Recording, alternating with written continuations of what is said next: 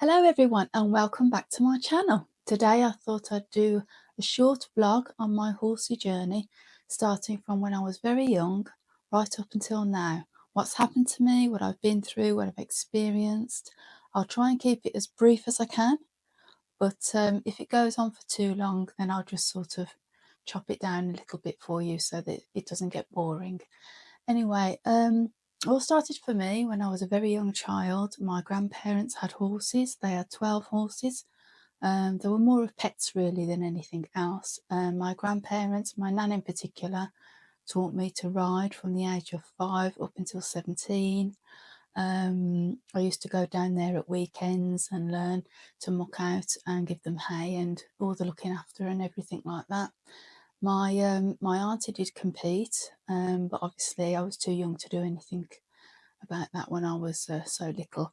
My mum had a fear of horses, so she really didn't want me to do that as well. I did all this for various ages, from 5 up till 17, maybe a bit older.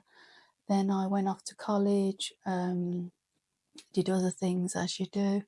Met my husband, had 2 children. I wanted to go into the horse industry as a career, but unfortunately when I had my first son, he was diagnosed with a few disabilities, so I had to sort of put that on hold for a couple of years. I will do a video on my son and his disabilities, but that'll be later on. But getting back onto the horsey channel, yeah, I wanted to go into that kind of career, but unfortunately it wasn't possible for me. So I just carried on with my life, raising my children, always wanting to do a bit more, but obviously I couldn't. Then for my 40th birthday, I decided to have riding lessons just to see if the passion was still there, see if I still enjoyed it, if I still wanted to, maybe have lessons in the future. But oh my gosh, it was as if a single day had not gone by. I absolutely loved it. It was just so natural, and I just fell in love with horse riding again. I carried on having lessons at Stonehouse Farm, which unfortunately is not there anymore, but it was a fantastic place to learn. And after being there for a few years and helping out at weekends and that, getting more into it and getting more experience, I got my first loan pony on that yard, called Harley. He was only a little 13-hand Welsh pony, but oh my gosh, he was so sweet. He was just so lovely. So I had a few little riding lessons with him and looked after him for a couple of years. Carried on having lessons there, carried on helping out. I moved up to the bigger horses, did a little bit more with those. Then as the years went by, I moved on to Moor Farm, which is over in Forlongley. That is a fantastic riding school. If you're ever around that area, I do highly recommend it. They are fantastic staff over there. They push you, they encourage you. You don't do anything you're not comfortable doing. And when you've had a lesson there, you know you've had a lesson there, because you get off that horse absolutely exhausted, exhilarated, and wow, I've had a really good lesson. So it is a fantastic school. So if you ever get a chance to look them up, then I highly recommend them. That's Moor Farm over in Forlongley. I carried on loaning a couple more horses over the years, and then I had the conversation with my husband. I've done a bit now, I've been working for a while, I've got some experience, I've got a little bit of knowledge under my belt. Maybe it's time for me to get my own horse. And I went over to have a look at a TB 3-year-old gelding called Kevin, and oh my gosh, he was just absolutely lovely. He was just absolutely wonderful. I ended up getting him, brought him back to the yard. I did get a few funny looks and a few whispers behind my back saying, oh my God, well, why have you got a TB, for your first horse especially, and one just off the track, you must be crackers sort of thing. But to me, he was just a horse, and it was my first horse, and I was so excited and so happy to have him. I took no notice of negative comments, as you're supposed to, just ignore it. And I had confidence in myself. I thought, I'll give it a go, see what happens.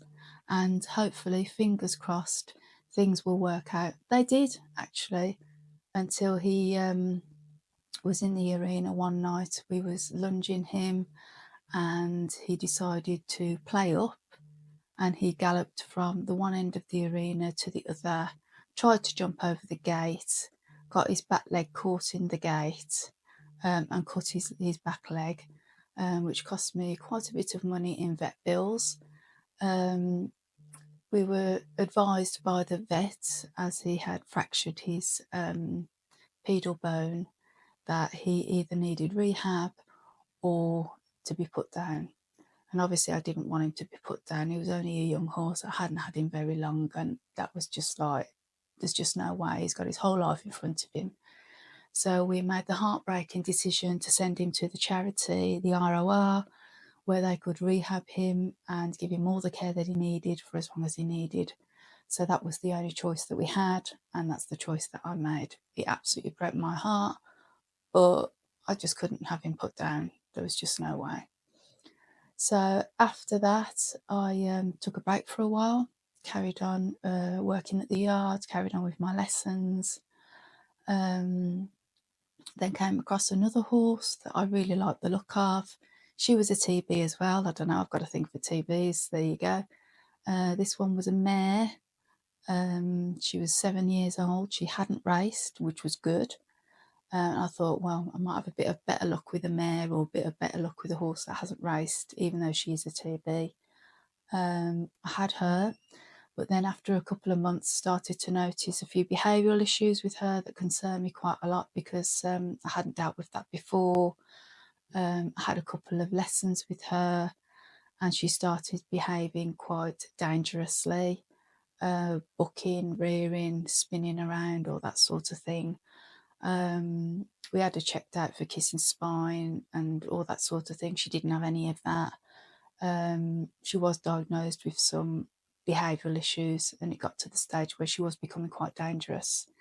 So I had to make the choice again to sell her on. I found a lady that had lots of experience with that sort of thing. So I thought, well, it's best that she goes to somebody who can, you know, deal with these things and knows a bit more about it than I do. So I sold her on. As far as I know, she's doing well, and is happy in her new place. And I just decided that maybe, you know, I needed to take a break for a little while again, really think about what I wanted to do. The two horses I had didn't work out for various reasons. I mean, this is the horse world, this is what happens. It was nobody's fault, it's just one of those things. And I thought maybe I'm just better off just loaning for a while and just, you know, the right horse will come when it's the right time. And obviously it wasn't the right time. So I left it for a while. And then one evening I was scrolling on the internet, as you do, came across the World Horse Welfare and decided to just have a browse, see what was on there. Found another TB, yeah, definitely another TB. Another mare, filled out an application, gave them a ring, had a chat on the phone for a while, made arrangements to go down and see her. Just as I got there, she had been diagnosed with kissing spine, unfortunately, just a few days before. That was fine. These things happen. It's no problem. And while I was there, they said, we've got another horse in that would suit your application. Would you like to see her while you're here? Of course, I'm going to.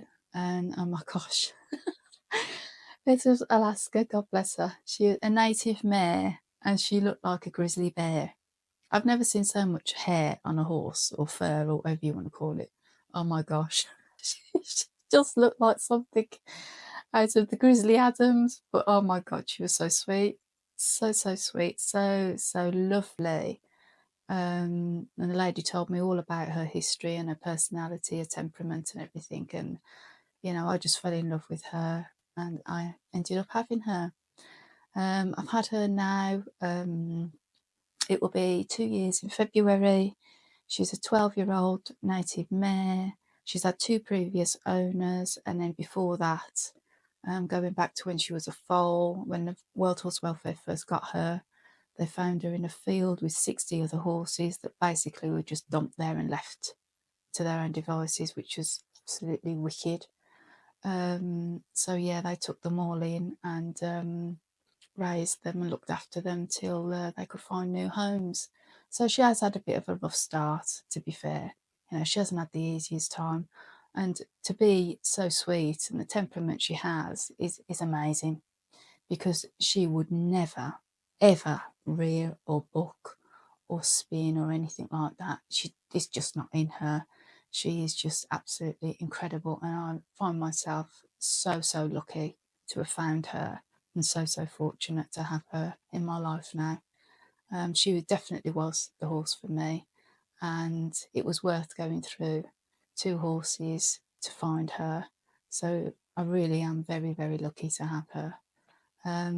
We have had a few ups and downs, but that's to be expected. You're going to have that. We've done a few things. I've taken her to a couple of arena hires over in Solihull Riding Club, where I've been there for the RMF course. I'll tell you more about that in another video. And we've done a few things. I'd love to do a bit of dressage with her. We are learning to jump at the moment. We're having a few problems with it, but I'm hoping, you know, with a few more lessons and, you know, somebody to steer me in the right direction, so to speak, we'll overcome our difficulties and work together. She seems to have her idea of doing things and I have my idea of doing things. So we're trying to sort of meet in the middle and work together as a team, as what you're supposed to do. But other than that, we're doing really, really well. We have had a break because it's the winter, and I don't tend to do much in the winter. I think they need to have a rest over the winter.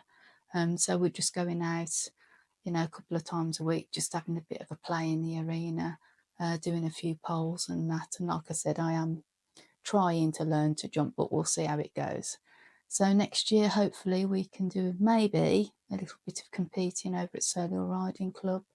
I'd love to do the show jumping there, the dressage, the cross country. I'm not so keen on, but if it's, you know, if it's up to having a go, we'll have a go and see how we get on. So yeah, that's my horsey journey so far. But I hope this video hasn't been too long, and I hope I haven't bored you. But I've got a few exciting videos coming up in the next couple of days. I'm going to do an interview with my yard owner, Jake Swift. So I've got that coming up soon. I'm hoping to also go over to Solihull Riding Club and do an interview with the jockey, Dom Ellsworth, who was my trainer when I was over at the RMF course doing the 6-week riding course and a 6-week horse care course, which was over there. So I will be doing an interview with him and tell you more about it at a later date. So up until then, thank you again for joining me today. I hope you've enjoyed this video. I hope it hasn't gone on too long. I've probably already said that, but I'll say it again. And please put your comments below what you think of the video. And also tell me about your horse journeys too. I'd love to hear about them. I'd love to read about them, and together we can swap help and advice with each other, which would be absolutely lovely. So yeah, thank you for coming, and I'll see you again soon. Take care.